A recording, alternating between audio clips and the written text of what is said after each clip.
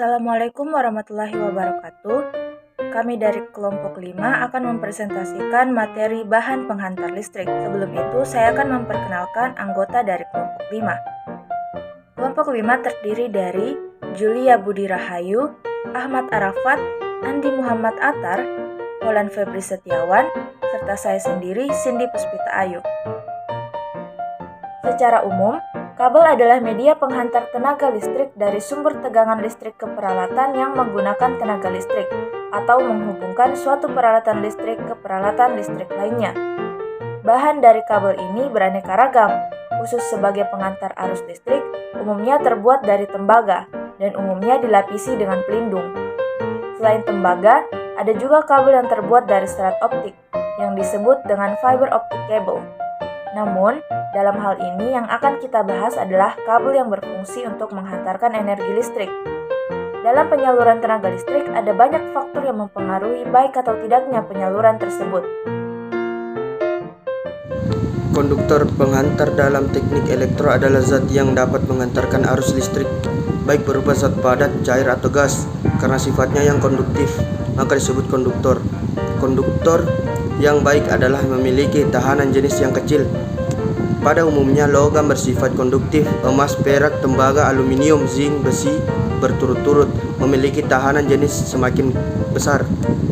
Jadi, sebagian penghantar emas adalah sangat baik, tetapi karena sangat mahal harganya, maka secara ekonomis tembaga dan aluminium paling banyak digunakan.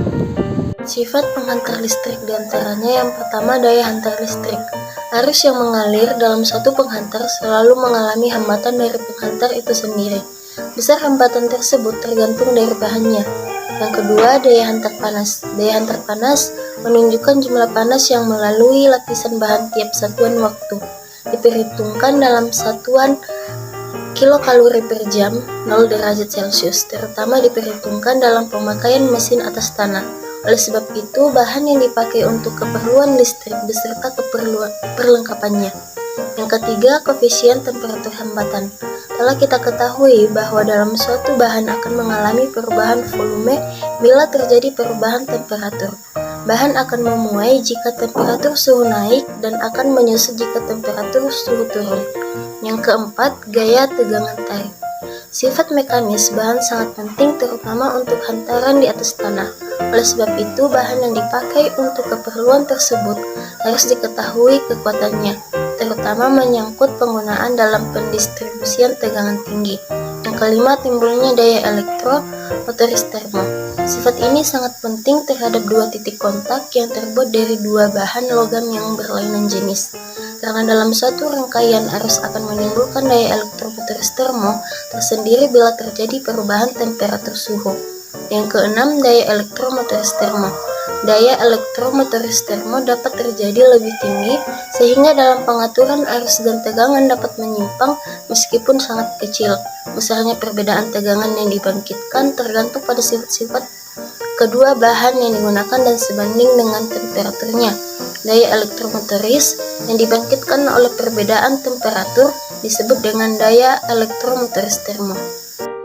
Selanjutnya, ada pun contoh-contoh bahan penghantar listrik, yang mana diantaranya yang pertama tembaga. Tembaga merupakan konduktor panas dan listrik yang baik. Selain itu, unsur ini memiliki korupsi yang cepat sekali. Tembaga murni sifatnya halus dan lunak. Dengan permukaan berwarna jingga kemerahan, tembaga dicampurkan dengan timah untuk membuat perunggu. Aluminium. Logam aluminium adalah logam yang mempunyai sifat ringan yang pemanfaatannya sangat luas.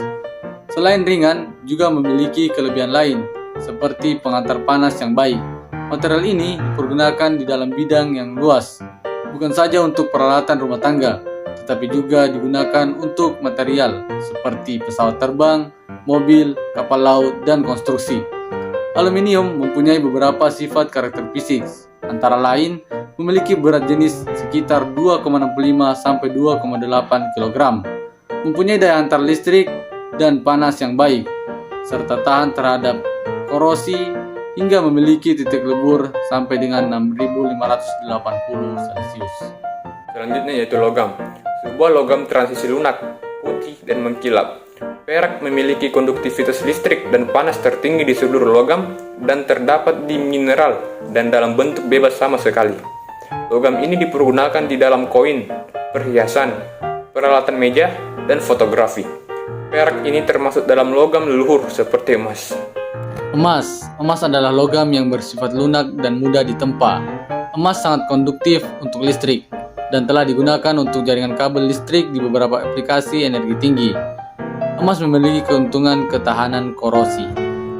Kesimpulan, bahan penghantar listrik adalah bahan yang dapat menghantarkan listrik. Contohnya adalah emas, tembaga, besi, aluminium, dan lain-lain.